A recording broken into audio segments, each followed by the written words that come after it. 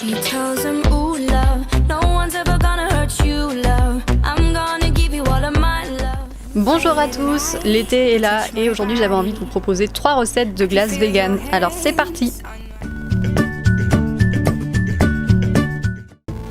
On démarre tout de suite avec la première recette, ce sera donc un sorbet à la pêche et à la saille. Donc on démarre avec 2 pêches congelées. Vous pouvez soit les congeler vous-même, soit les acheter déjà toutes prêtes. On met ça dans le mixeur, je vais rajouter 1 cuillère à café de sucre de coco. Ensuite, je rajoute un petit peu de sirop de coco et il va falloir 1 cuillère à café également.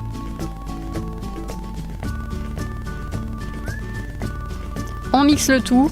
Là, je me suis rendu compte que ça se mixait pas très bien, du coup j'ai rajouté un petit peu d'eau et ça allait beaucoup mieux. Je vais rajouter ensuite un petit peu de poudre d'açaï, c'était vraiment pas obligatoire, mais j'ai eu envie de donner un petit côté énergisant à ma glace et que ce soit plus nutritif. Du coup, je rajoute 1 petite cuillère à café et je mets ça dans un verre. On va laisser au congélateur et quand on le sort, voilà à quoi ça ressemble. Si vous le laissez un petit peu réchauffer, vous verrez que ça a la texture d'un sorbet. Et je rajoute quelques noix de coco dessus.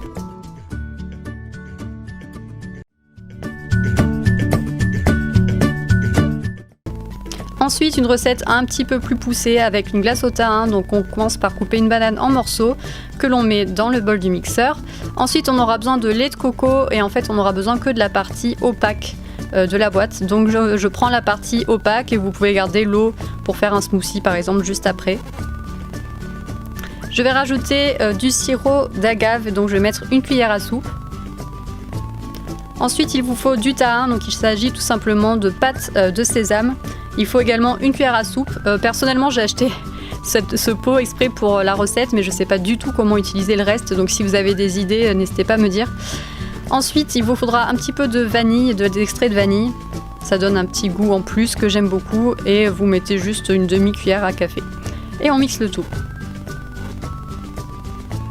Je mets ça dans un bol. Moi, je vous conseille plutôt de les mettre dans des bâtonnets, mais moi, j'en avais pas. Donc, je mets dans un bol et on met 4 à 6 heures au congélateur.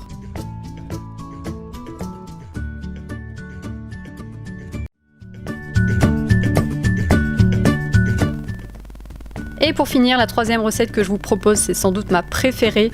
Donc il vous faudra d'abord 25 g de myrtilles. Donc moi personnellement, j'ai pris celles de chez Picard qui sont bio. Ensuite, il vous faut un yaourt soja, peu importe le goût. Moi j'ai choisi vanille, mais vous pouvez vraiment faire comme vous le souhaitez et varier votre glace, faire votre glace personnalisée. Et ensuite, j'ai rajouté un petit peu de spiruline. Donc si vous ne connaissez pas, il s'agit d'une algue qui est hyper protéinée. C'est un super aliment qu'il est intéressant de rajouter à son alimentation de temps en temps, dans des smoothies par exemple, dans du yaourt ou encore dans des glaces comme ici. Donc je rajoute juste une demi-cuillère à café, vous voyez, c'est pas grand chose. Et ensuite, je rajoute la moitié du pot de yaourt, donc ça fait environ 200 g.